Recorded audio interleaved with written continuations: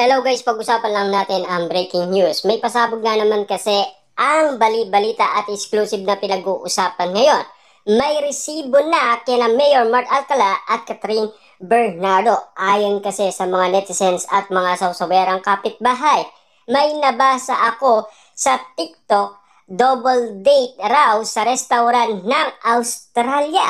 Yan kasi ang mga kumakalat ngayon sa social media na pinag-uusapan, lalong-lalo na sa TikTok at sa lahat ng social media platform. Kaso nga lang, nabasa lang daw ng isang netizens, lalong-lalo na kasi nag-comment nga naman siya sa latest upload umano ng matalik na kaibigan ni Catherine Bernardo. Ang katalungan dyan, di ba? Pinag-uusapan nga naman kasi si Catherine Bernardo daw, mahirap nga naman kasi siyang maging kaibigan. Ayon kasi sa mga netizens at mga sawsawerang kapitbahay. Pero pinagtatanggol pa rin ng mga Dilulo fans ni Catherine Bernardo ang mga nangyayari. Siyempre, alam nyo naman siguro kung sakasakaling meron nalalaman talaga si Trina, bakit hindi niya nga naman kasi kokontrahin si Catherine Bernardo. Kaso nga lang kasi, mas pinili ni Catherine Bernardo si Mayor Mart Alcala kesa sa kanya. Kaya nga naman kasi, wala na si Trina. Ayon kasi sa lahat ng mga taong nakakaalam umano kung bakit nagkatampuhan si Catherine Bernardo at si Trina. Pero meron pa rin pinag-uusapan na talagang hindi pa daw talaga confirm na sila na. Dahil kitang-kita nyo naman siguro na nababalitaan natin na patago pa rin sina Mayor Mart Alcala at Catherine. Lalo na kasi ang pinag-uusapan, mayor daw siya at lalong-lalo na kasi absent daw si Mayor Mart Alcala. At lalong-lalo na kasi bawal daw iyon na i-post kung nasaan si Mayor Mart Alcala at kung ano ang ginagawa niya. Yan ang nababalitaan natin na pinag-uusapan ngayon at pinagkakaguluhan at pinagpepestaan. Bakit daw hindi ipakita ang jowa reveal ni Catherine Bernardo na si Mayor Mart Alcala? Bakit nga naman kasi pilit nilang ikinaiiya ang kanilang tunay na relationship? Ayon kasi sa iba, baka wala pa daw closure or lalong-lalo na hindi pa talaga sure ang kanilang relationship. Lalong-lalo na kasi nababalitaan natin na naliligaw pa lamang itong si Mayor Mart Alcala. Hindi ganun kadali nga naman kasi. Lalong-lalo na kung marami nga naman kasi ang kontra umano sa pag-iibigan Mayor Mart Alcala at Catherine Bernardo. Siyempre, naiintindihan naman natin lahat ng mga tao sa kanilang suggestion.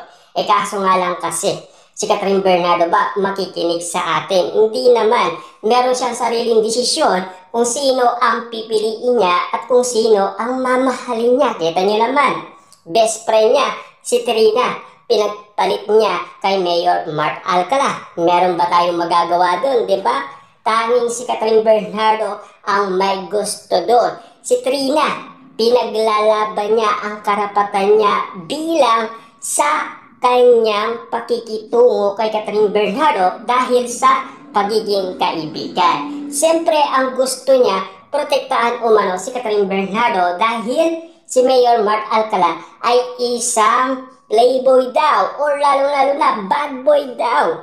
Kaya nga naman kasi ang napapag-usapan, si Catherine Bernardo ay mahilig daw talaga sa bad boy. Lalong-lalo na meron na siyang naunang minahal na ganyan din ang sitwasyon. Kaya nga naman kasi ang karamihan, marami umanong nasasabi patungkol umano sa relationship ni Catherine Bernardo ngayon, patungkol kay Mayor Mart Alcala.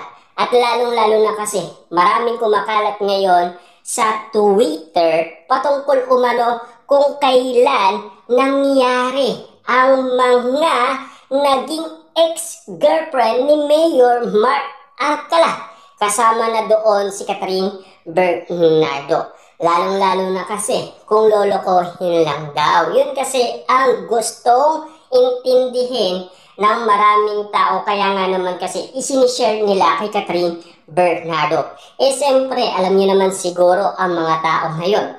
To see, to believe. Kung sakasakali man, hindi pa niya nararanasan sa isang tao, hindi pa yan maniniwala. Maniniwala lang yan kung magkakatotoo ang inala ng karamihan. Kung bakit nga naman kasi inaawat si Catherine Bernardo. Doon lang tayo paniniwalaan ni Catherine Bernardo. Sigurado, iiyak at iiyak na naman yan kina Mami Min Bernardo at Daddy Teddy Bernardo. Sure yan, 100% kung sakali man may resultang kaganapan na mangyayari. Kung sakasakali man.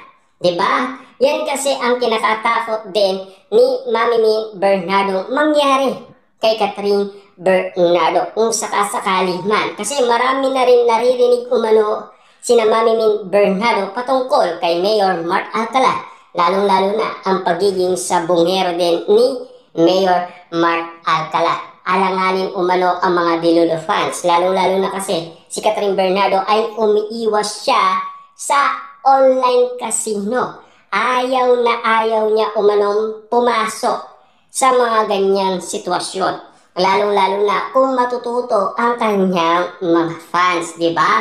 Pero bakit ang jowa niya daw ay pumapasok sa pagiging sabongero? Baka ito pa daw ang tumulak sa kanya para masira na unti-unti ang karera ni Catherine Bernardo sa showbiz. Siyempre, pinag-irapan niya ni Catherine Bernardo. Alam natin yan.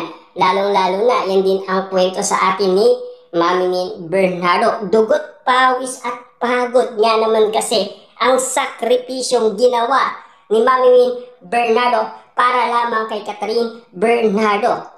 Siyempre, ang gusto kasi ni Mami Min Bernardo, makilala at sumikat ang kanyang anak. Siyempre si Mami Min Bernardo, sinakripice niya umano ang kanyang career para lamang kay Catherine Bernardo.